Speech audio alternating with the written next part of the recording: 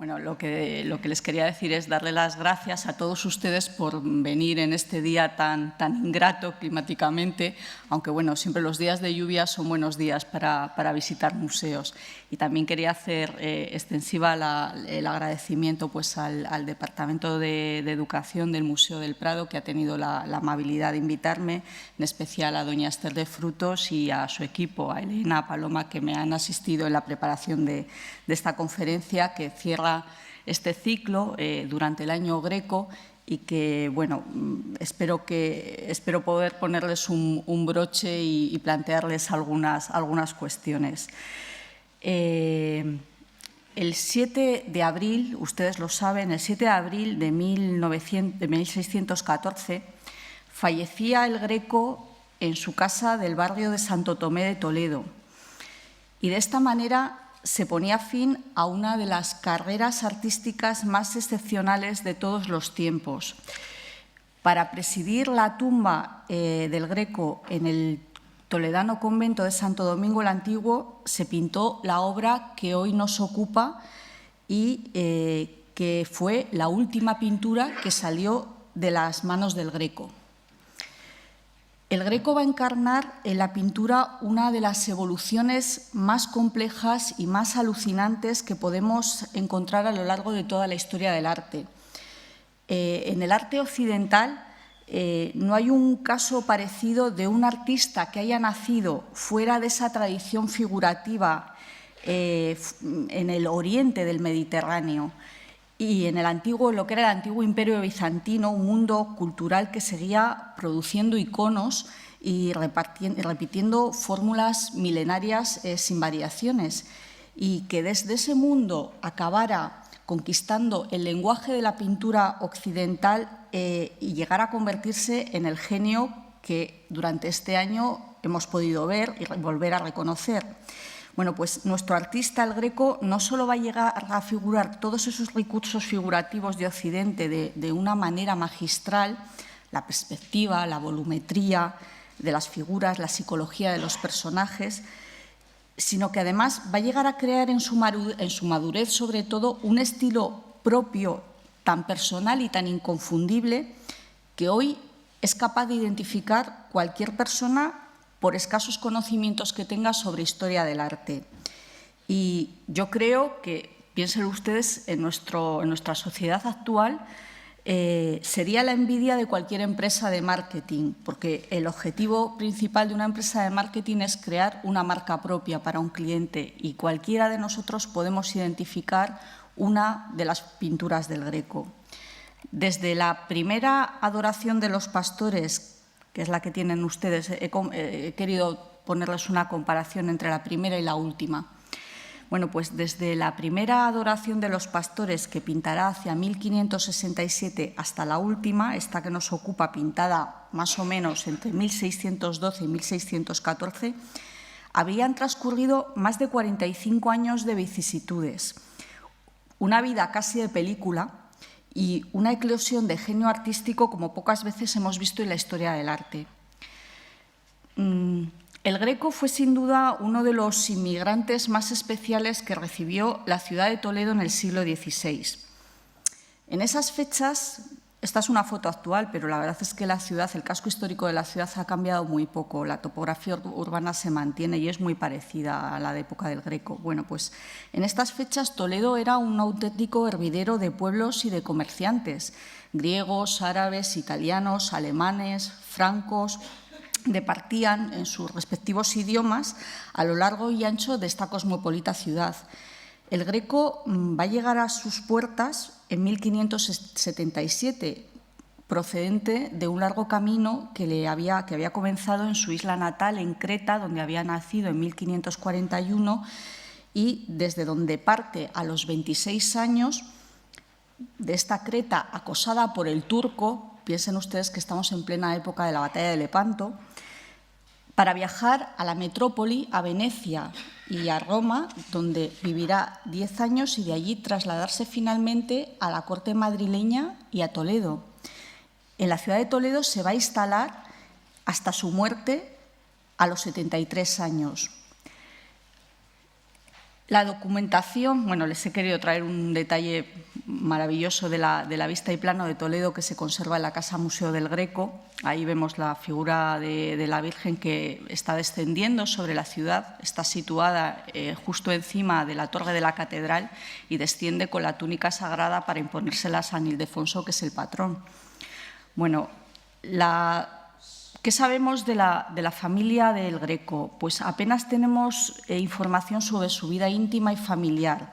Sabemos que no va a llegar a casarse con la misteriosa Jerónima de las Cuevas. Les he traído una foto de esta obra que es polémica, La Dama del Armiño, que todo el mundo, en el imaginario del mundo del Greco, siempre es la cara de Jerónima de las Cuevas, pero apenas tenemos dato y probablemente este cuadro no sea del Greco, sino de Sofonisba. Bueno, pues Jerónima de las Cuevas es la única mujer que aparece en su biografía y solo sabemos que era una mujer soltera vecina de Toledo. Parece probable que estuviera casado en su Creta natal y de los documentos que se han encontrado se deduce que tanto él como su hermano Manusos, que era corsario, tenían sus propias familias. En 1578 nacía, fruto de esta relación con Jerónima de las Cuevas, el único hijo que va a tener el pintor Jorge Manuel Theotokopoulos, que morirá en 1631. Les he hecho un guiño con Picasso también, retornando al Greco. Bueno, Jorge Manuel será pintor, arquitecto, discípulo de su padre y durante años se hará cargo del taller, sobre todo a la muerte del Greco. El Greco va a pintar a su querido hijo en muchísimas ocasiones. Lo vamos a ver también dentro del cuadro que hoy vamos a comentar, y aunque su retrato más famoso es este del Museo de Bellas Artes de Sevilla. ¿Cómo era físicamente el Greco? Pues realmente no se ha podido identificar a ciencia cierta ninguno de los autorretratos mencionados en la documentación. Los documentos de la época nos informan que al menos en 2 ocasiones el Greco se autorretrató, pero estos retratos no nos han llegado hasta la actualidad o no los hemos sabido identificar, que también puede ser. El retrato anónimo de un anciano que se conserva en el Museo Metropolitan de New York durante muchos años se ha interpretado como un retrato del Greco ya en su época anciana. Hay algunos autores que lo identifican con su hermano, con Manusos Theotokopoulos, pero realmente guarda un gran parecido con las series de retratos, de posibles retratos que tenemos del pintor. En una carta escrita por Giulio Clovio, al que el Greco retrató en este cuadro que se conserva en el Museo de Capodimonte, en Nápoles, Giulio Clovio es su valedor durante su estancia romana en el Palacio Farnesio. Pues en una carta al cardenal Farnesio, donde recomienda Giulio Clovio que acoja en su palacio romano al Greco como un empleado más a su servicio, Clovio menciona, entre otras cosas, que el Greco había fatto un ritrato de si stesso que fa stupire tutti questi pittori di Roma. Había hecho un retrato de sí mismo que había creado asombro en todos los pintores de Roma. Este es el primer autorretrato del que tendríamos noticia. Además, da unos detalles de que se autorretrata con un sombrero, con pelo largo, con un guante rojo en la mano, pero no hemos podido conservarlo ni identificarlo. En el inventario de bienes que Jorge Manuel, el hijo del Greco, hace en 1621 con motivo de su matrimonio, en uno de los asientos también se registra un retrato de su padre. Sin embargo, hay prácticamente unanimidad en considerar que ese anciano calvo con barba, este que ustedes ven aquí, que mira fijamente al espectador dentro de la gran Pentecostés, que formó parte del colegio del encargo del retablo del Colegio de Doña María de Aragón y que tienen ustedes también aquí en el Museo del Prado, pues parece que este anciano realmente es un autorretrato del Greco y es posible que la figura que está a su derecha se identifique como Jorge Manuel. Guarda un gran parecido con algunas de las figuras que vamos a ver en el cuadro de la adoración de los pastores. Esta identificación también quedaría corroborada por el hecho de que este mismo anciano que mira fijamente al espectador aparece representado en la copia que hace Jorge Manuel Theotokopoulos del martirio de San Mauricio, el cuadro que el Greco pinta para Felipe II en el Escorial, y que Jorge Manuel realiza una copia para presidir la capilla funeraria de la familia en el desaparecido convento de San Torcuato de Toledo. Existe también una línea de investigación bastante consolidada que identifica los numerosos rostros del apóstol San Pablo, y aquí les traigo 2 ejemplos, como autorretratos del Greco, porque el Greco tenía una especial vinculación con este apóstol. Existen muchas dudas. Esto es un pequeño detalle de un cuadro que se conserva en Minneapolis, la expulsión de los mercaderes del templo, donde en el ángulo inferior el Greco realiza un homenaje a sus maestros. Vemos a Tiziano, a un Miguel Ángel que ya había muerto, a Julio Clovio, y este cuarto personaje, que una parte de los investigadores piensan que puede ser un retrato del propio Greco, muy joven, claro, sería quizá el primer autorretrato que tenemos datado, o que también podría identificarse con la figura de Rafael. Y finalmente el cuadro que nos ocupa, donde vemos al Greco en el rostro de ese anciano pastor arrodillado delante de la figura del niño, algo que lo va a poner en directa vinculación con este cuadro que les he mencionado anteriormente, el que pinta su hijo también para la capilla funeraria, porque ambos lienzos van a presidir las 2 tumbas que tuvo el Greco, y luego volveremos sobre este tema. Respecto a la personalidad del Greco, ustedes durante todo este año seguro que han asistido a numerosas conferencias sobre el pintor y les han transmitido pues varias pinceladas a través de, sobre todo, de los escritos, de los pocos datos que conservamos. Porque el Greco no nos dejó resumido su ideario artístico más que en unas breves anotaciones manuscritas que va a realizar en 2 libros fundamentales en el Renacimiento: Las vidas de Vasari y el libro de arquitectura de Vitruvio. Pero, por desgracia, conocemos muy mal aspectos humanos y la vida íntima y familiar del pintor. No conservamos cartas familiares, como ocurre, por ejemplo, en el caso de Goya, y a través de otros testimonios de contemporáneos, o por lo que hemos podido deducir de los numerosísimos pleitos que puso a lo largo de su vida, sí que sabemos que era soberbio, que desde luego era ambicioso y que se atrevió a criticar a Miguel Ángel. Esto era algo completamente irreverente en la Roma de 1570. Ganó y gastó mucho dinero y siempre hizo gala de una personalidad extravagante.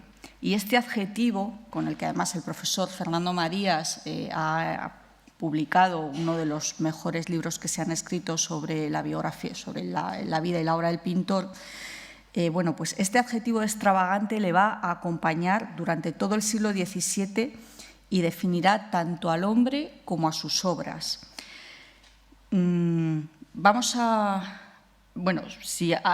Piensen ustedes que además él tenía una importante biblioteca.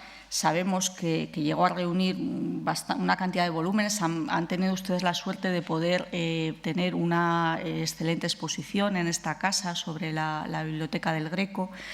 Piensen ustedes que además el Greco hablaba 4 idiomas. Hablaba su griego natal, su latín, como todas las personas cultas del momento, italiano y español, que al parecer no llegó a dominar, porque vemos muchísimas palabras en una mezcla de italiano y español. Bueno, pues si ustedes hacen un cóctel con todo esto, piensan en su procedencia griega, en su larga estancia en Italia y en cómo aterriza en Toledo, se imaginarán ustedes lo insólito y lo exótico que debía ser la figura de este pintor en la España del momento y en la ciudad de Toledo. Y vamos ya un poquito con la obra. Bueno, la obra realmente es la última de una larga serie de adoraciones que realizó el artista. La primera adoración de los pastores, y me parece muy interesante hacerles una rápida secuencia para que vean ustedes cómo puede pasar de los códigos iconográficos, casi de los iconos bizantinos hasta esas grandes composiciones que va a realizar. La primera adoración que tenemos documentada es la del tríptico de Módena.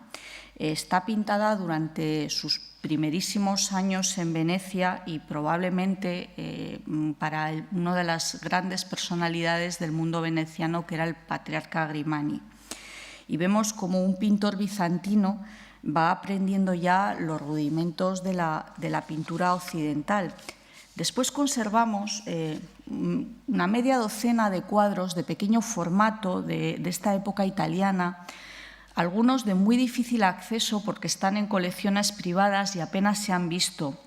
Y lo que demuestra es la gran labor de aprendizaje que hace el Greco entre 1567, que llega a Venecia, y 1570, que ya pasa a Roma, de ejercitarse en el dominio de la técnica occidental, porque pinta una y otra vez el mismo motivo. Y también lo que vemos es la influencia, esta es otra de las adoraciones, vemos la influencia de la pintura de Bassano, en esta es bastante clara, y del gran maestro de Correggio. Correggio, al que el Greco además admiró y así dejó constancia en una de las notas. Es bastante notable la influencia que tiene esta obra de Correggio, que se conserva en la Gemäldegalerie Gallery de Berlín, La Noche, y que va a llegar hasta, con ese uso de la luz, ya que se apunta en este momento y que va a llegar hasta sus últimas composiciones. De estas últimas adoraciones de los pastores, pasamos ya a su primera obra española, que es esta adoración que pintará para uno de los laterales del convento de Santo Domingo el Antiguo en 1577. Y aquí lo que vemos es el salto desde ese pequeño formato que había cultivado en Italia y una evolución cualitativamente importantísima. El Greco ya se presenta en España como un pintor italiano que domina la composición, la luz, el diseño, la invención. Esta obra, desgraciadamente, no está en el convento, está en una colección privada. Bueno, está presidiendo el despacho de la familia Botín, concretamente. Es una obra que no sale nunca, además, del despacho de la familia Botín. Les he querido traer, perdonen la foto porque es una foto de un libro mala, pero para que vean el volumen de la composición. Hay un siguiente paso cuantitativo que ya anuncia la gran evolución del estilo del pintor, y que es el del Colegio de Doña María de Aragón. El cuadro de la adoración que tienen ustedes ahí es de los pocos que no está en España, es el que está en Rumanía, y se lo he puesto fragmentado para que vean las dos partes, porque si no, no había forma de que cupiera en la pantalla.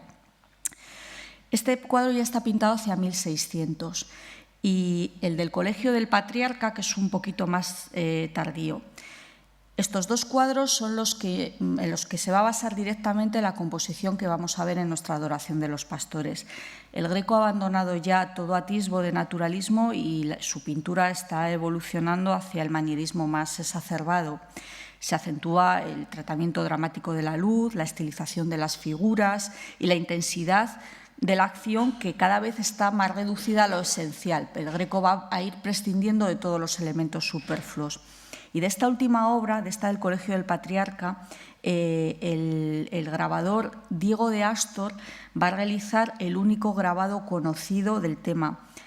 Y algo que es un dato importante dentro de la producción del pintor, porque elige esta obra y no otra, y sabemos que el Greco tenía un gran interés comercial y siempre estaba dispuesto a emular a su referente, que siempre es Tiziano, y a la forma de trabajar en los talleres venecianos. El Greco quería montar una gran factoría y dar una difusión a su obra, y elige para difundir su obra precisamente una adoración de los pastores. Bueno, pues la última que pinta es esta, la del Museo del Prado, que sale enteramente de su mano. Y sabemos este dato por la tasación que se realiza en 1618 y en la que intervino Luis Tristán, su discípulo más conocido, y también intervino en esa tasación por parte de Jorge Manuel Luis Tristán y por parte del convento de Santo Domingo otro pintor, Diego de Aguilar. Tristán en esos años, precisamente entre 1612 y 1614, estaba en el taller y había visto pintar al Greco esta obra, y por eso dice que es la principal, es decir, que es la cabeza de la serie y que no es una réplica. Y si ustedes han tenido la suerte también de poder ver en Toledo la exposición sobre el taller del Greco, entenderán bien esa diferencia entre los cabezas de serie, los originales y las réplicas, y las diferencias importantes de valor, incluso económico, que tienen en la actualidad. La réplica de esta pieza se conserva en el Metropolitan de Nueva York, y ustedes vean la diferencia de calidad entre una y otra. Pues bueno, para esta última ocasión, el Greco va a elegir un formato alargadísimo que se insertaría en la estructura de un retablo que no conocemos. Parece ser que uno de las estructuras que todavía están en el convento de Santo Domingo el Antiguo pudo albergar este lienzo enorme del Greco, pero no tenemos datos ciertos. El pintor va a dividir la obra en dos zonas superpuestas. En la primera, como ven ustedes, nos muestra una maravillosa natividad focalizada en un niño que irradia luz a toda la obra, exactamente igual que había hecho Correggio, y rodeado de sus santos padres, las bestias y 3 pastores. En la zona superior, un coro de ángeles mancebos y querubines va a cerrar toda la bóveda celestial. Ahí ven ustedes este bonito detalle, se aprecia muy bien las pinceladas con los querubines. Uno de los ángeles sostiene una filacteria con la frase Gloria in excelsis et in terra paz. Como ha señalado ya el difunto profesor Álvarez Lopera, lo que hace a esta obra grande es, al margen de toda la originalidad de los procesos técnicos que podemos ver con una pincelada ya completamente deshecha, en esta obra se aprecia muy bien, y también en otra de su última etapa, en la Inmaculada Ovalle, donde si ustedes la ven de cerca, ven que el Greco está pintando con los dedos, está pintando con una pincelada muy diluida e incluso está pintando para simular efectos de movimiento con la parte posterior del pincel, con la madera, donde realiza este movimiento para distribuir la pintura. Bueno, pues en esta obra, donde se ven con fotografías macro todas estas técnicas, la concentración expresiva de recursos es fundamental. Todo se ha reducido a lo esencial. La arquitectura ha desaparecido prácticamente. Si se han fijado ustedes, en las otras adoraciones aparecía siempre el portal de Belén, aparecían una serie de arquitecturas reales pintadas. En esta, el escenario se ha convertido en una mera sombra, y de hecho son los propios ángeles los que conforman la bóveda del portal de Belén, como un trasunto de la bóveda celestial. Incluso los animales, la mula apenas se intuye, ha sido reducida a una presencia simbólica, o en el caso prácticamente ha desaparecido. Y en el caso del buey, intuimos ese cuerno que está siempre ligado a la figura de María y a la figura de la Inmaculada, y que tiene su antecedente en este entondo que se conserva en el Hospital de la Caridad de Illescas, en esta natividad.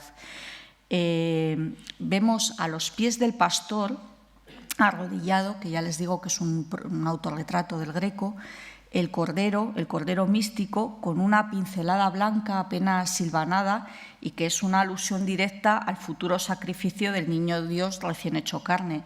Toda la escena se va a concentrar alrededor del niño, que es la luz del mundo, está irradiando luz, y desde el fogonazo de su paño hasta la propia carne alumbra toda la escena. Toda la luz de la obra emana de este punto y genera una reacción general de asombro en los personajes que rodean a la divinidad.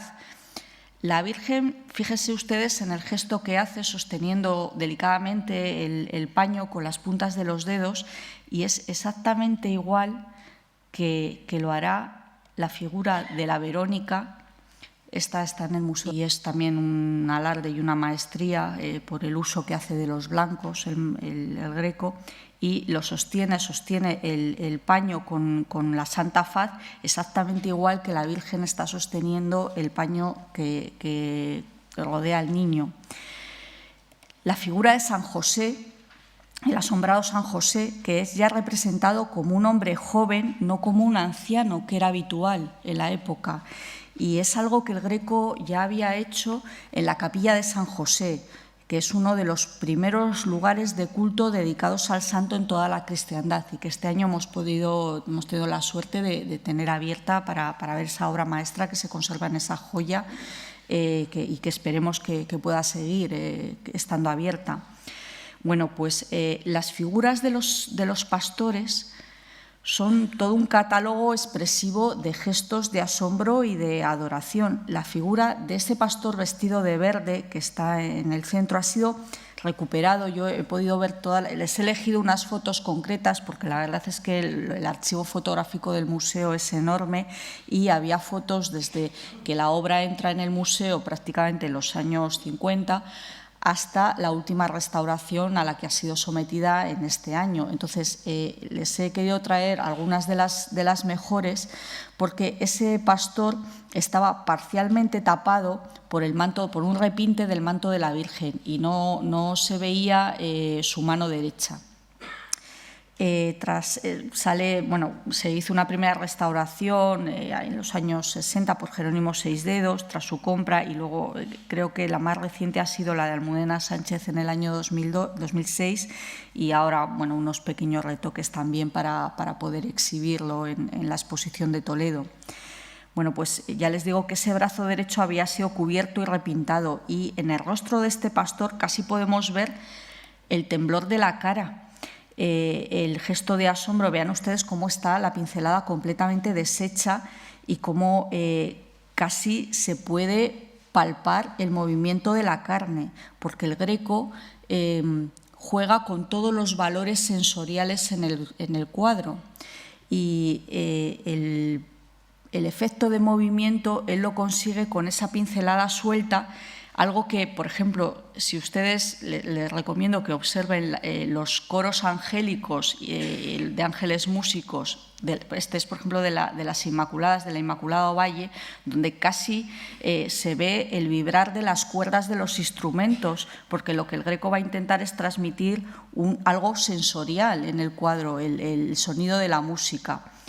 Entonces, él está jugando constantemente con este tipo de pincelada para transmitir ese tipo de sensaciones. El anciano, que aparece arrodillado y que ocupa la escena inferior con las manos cruzadas en actitud orante, es, ya les digo, el autorretrato del pintor y el joven que está de pie con las manos cruzadas sobre el pecho.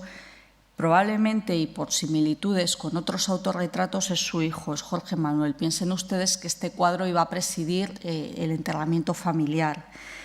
Y si se fijan con atención, hay algo raro en ese Jorge Manuel, en ese pastor adorando. Hay un arrepentimiento del pintor porque ese pastor iba a ser un ángel y al final esas alas, por eso tiene esa actitud de las manos cruzadas sobre el pecho. Esas alas al final han sido reconvertidas en una nube, en parte de la bóveda celestial de rompimiento de gloria. Pero el Greco concibe al principio esta figura de su hijo como un ángel. La técnica, ya les digo, que muestra este grado de maestría del pintor y al igual que hiciera Tiziano en sus últimas obras, el pintor ha llevado este non finito de la técnica tizianesca, de la pincelada suelta, de los crueles borrones de los que nos hablara Pacheco hasta el final.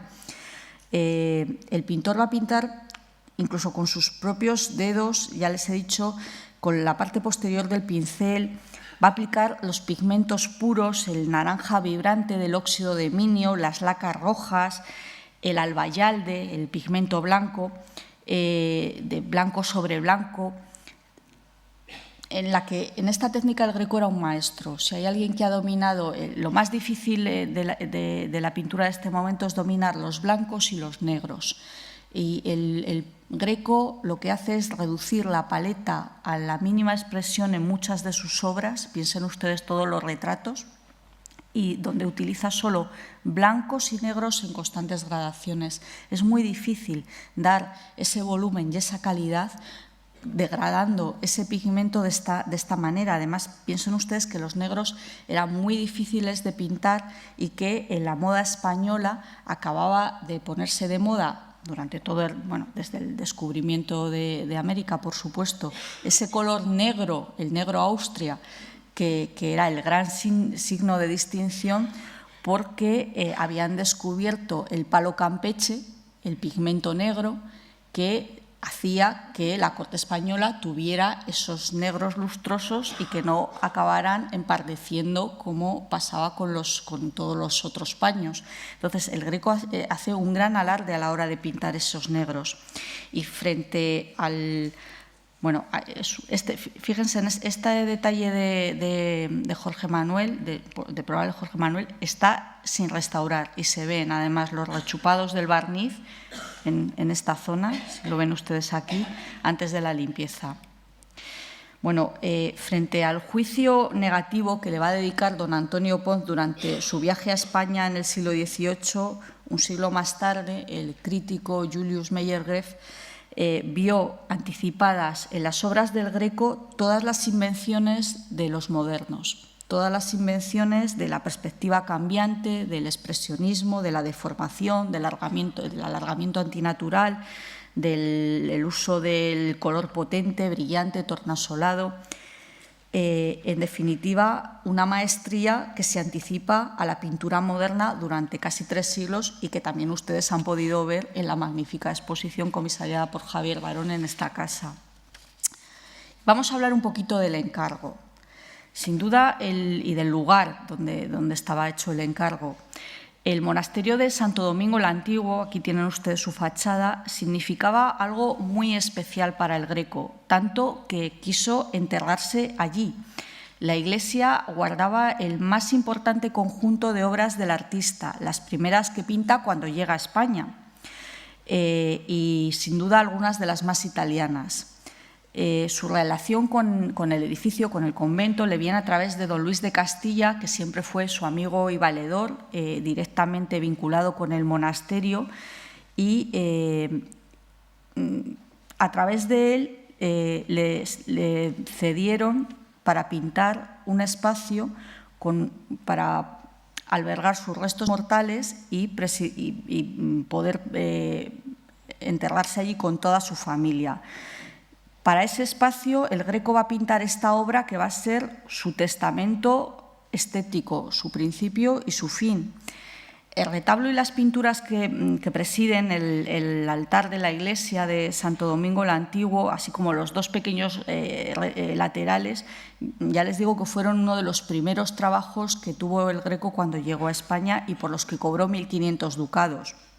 El Greco va a crear aquí un nuevo tipo de retablo que va a estar completamente alejado de la tradición española, con unas influencias arquitectónicas italianas clasicistas y algo que debió ser muy novedoso dentro del ambiente artístico de la época, así como esos enormes lienzos, que son los auténticos protagonistas de la obra, con unas figuras de tamaño casi real que evidencian además la influencia de Miguel Ángel en sus anatomías y movimientos y un tipo de iluminación y de pintura que él había aprendido también en Venecia. De las pinturas de Santo Domingo el Antiguo no se conocen ni réplicas ni copias de taller, y esto es algo interesante. Y además el Greco no volvió a repetir jamás esas imágenes. Es seguro que las pinturas estaban en el retablo el 22 de septiembre de 1579, fecha en la que el obispo va a bendecir la iglesia y fecha en la que se celebra la primera misa en la iglesia. Y hoy, desgraciadamente, estas pinturas, casi todas, se encuentran disgregadas en diversas colecciones, solo que eran originales los santos Juanes, que custodiaban el sagrario, que también ha desaparecido, la gran imagen central de la Asunción de la Virgen se encuentra en Chicago, y les pongo ahí la comparación con una obra que seguro que ustedes han visto en Venecia, la Asunción de Tiziano en la iglesia de Santa María dei Frari en Venecia. Seguro que el Greco la tenía en mente cuando estaba pintando esta obra para el convento de Toledo. Fue sin duda la primera gran obra del Greco en Toledo y debió causar una gran admiración por su italianismo. Y consciente el Greco de la importancia de esta obra, va a firmar el cuadro de una manera poco usual en él, en una cartela blanca, si lo ven abajo, adherida al libro de San Pedro, con una frase en griego que pone Doménicos Theotokopoulos, cretense, lo ideó, cres epogei. Hay un dato de esta obra, yo siempre que la he estudiado me ha impresionado mucho y quiero compartirlo con ustedes, que es que durante el análisis técnico que el Instituto de Arte de Chicago realiza a la obra, en el año 2000, creo recordar, se ve cómo el Greco está pintando esa obra. Se ve las marcas de los pinceles con unas cerdas muy anchas, se ven las incisiones que realiza con el mango del pincel para ubicar las figuras. Se ve cómo unta los pigmentos con los dedos directamente, y lo que se ve muy bien son las huellas del pintor que aparecen sobre los nudillos de la mano de San Pedro y sobre las puntas de los dedos de la mano de la Virgen. Esto a mí es algo que cuando vi la foto me impresionó mucho. Bueno, sobre este lienzo se encontraba la Trinidad, que hoy está aquí, hoy está en esta casa, en el Museo del Prado, y en el que Dios Padre, bueno, pues sostiene a Cristo muerto, y el brazo derecho, si se fijan ustedes, está sacado directamente de una escultura de Miguel Ángel, de una de las tumbas medichas de Florencia. Para sustituir a esta obra, precisamente, que fue vendida en 1830 al escultor Valeriano Salvatierra, la obra de la adoración de los pastores se va a mover de su ubicación original y se va a colocar en lo alto del retablo de la adoración, porque tiene unas dimensiones similares. 3 metros por 1,80 tiene la obra de la Trinidad, y 3 metros 19 centímetros por 1,80 la obra de la adoración. Bueno, pues para encajarla en el ático del retablo, no he conseguido encontrar ninguna foto con la obra colocada en esa posición. Bueno, pues se dobló y se le causaron grandes daños, y ahí en la radiografía lo pueden ver ustedes. Ven una franja en toda la parte superior que, debido a ese doblado de la tela, ha hecho que se perdiera gran parte del pigmento. Debido quizá a esta ubicación y a esta lejanía y a esta altura en un convento, piensen ustedes, apenas iluminado, a Cossío prácticamente le pasó, Cossío hace el primer catálogo razonado de las obras del pintor en 1908, y a Cossío casi le pasa desapercibido en su monografía. La verdad es que la importancia de este cuadro y la calidad que tiene solo se pudo comprobar cuando en 1954 lo va a adquirir el Estado español. En la parte superior del retablo se han fijado ustedes que hay 2 bustos, uno de San Bernardino a la derecha y uno de San Bernardo a la izquierda. El primero está en el Museo del Prado, y en cambio la figura de San Bernardo está completamente desaparecida. No, perdón, no quería ir a esta.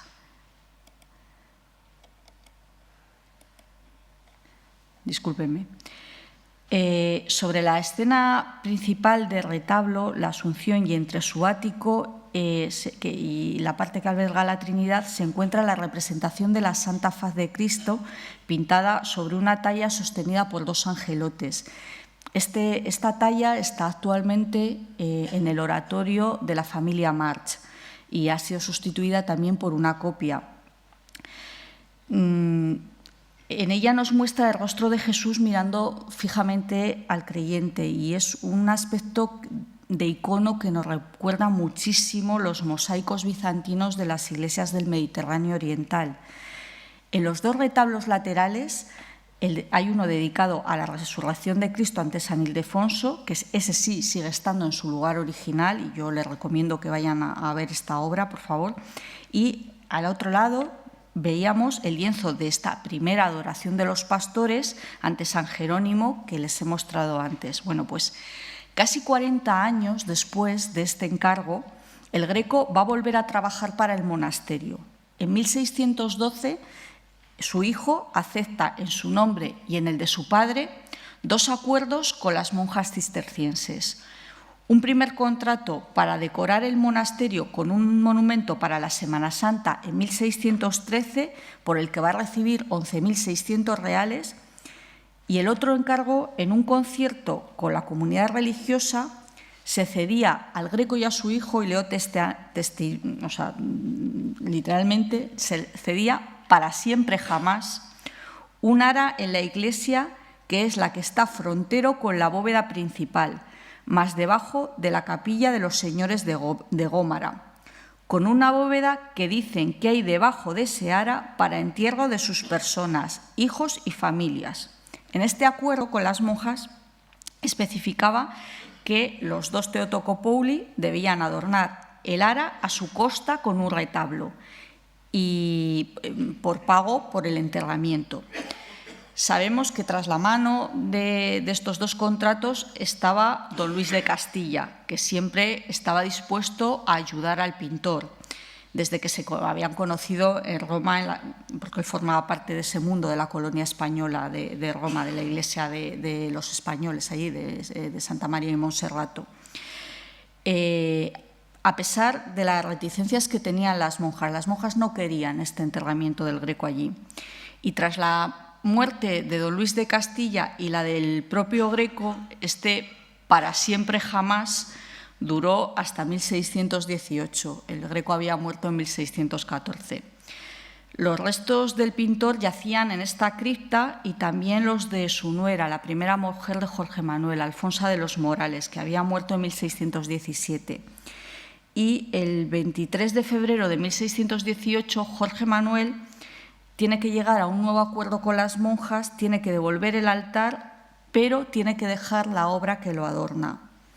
Traslada los restos de su padre y de su primera mujer a un nuevo enterramiento familiar en la desaparecida iglesia del convento de San Torcuato, que si conocen ustedes Toledo, está en la parte alta del Paseo de San Cristóbal, muy cerca también de donde vivía el Greco, en la colación de Santo Tomé.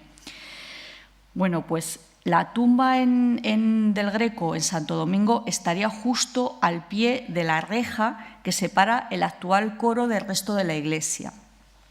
Actualmente hay una trampilla de cristal, si ustedes visitan el monasterio, que nos permite ver la cripta donde se encontraba este primer enterramiento del Greco, y justo encima, en un altarcillo que hoy, por supuesto, no conserva una obra de esta importancia, estaría ubicada la adoración de los pastores.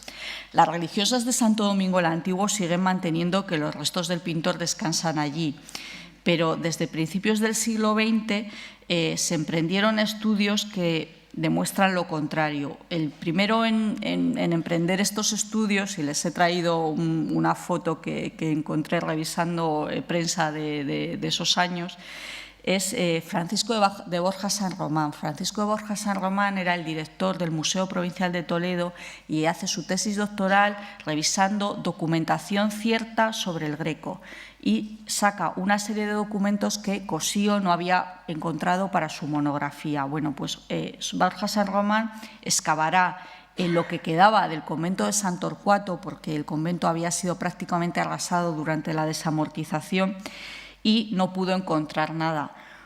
Muchos años más tarde, estamos hablando ya de los años 80, un artista local, un pintor de un pueblo de Toledo, Guerrero Malagón, retoma el asunto y va a volver otra vez a buscar los restos del Greco en la iglesia de Santo Domingo el Antiguo. Y ahí ven una foto del pintor buscando, pero baja la cripta, hace un proceso de búsqueda, de excavación, estaba todo muy degradado y no queda nada claro que el Greco, él mantiene que el Greco, que sí, que los restos que le encuentra pueden ser del Greco, pero lo que hay actualmente es esto. Y esto es lo que pueden ustedes ver desde la bóveda.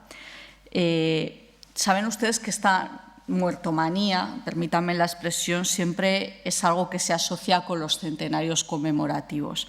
Y no sé si ustedes recuerdan, hace unos años, creo que en el 99, cuando se emprendió una furiosa búsqueda en la Plaza de Ramales para encontrar los restos de Velázquez.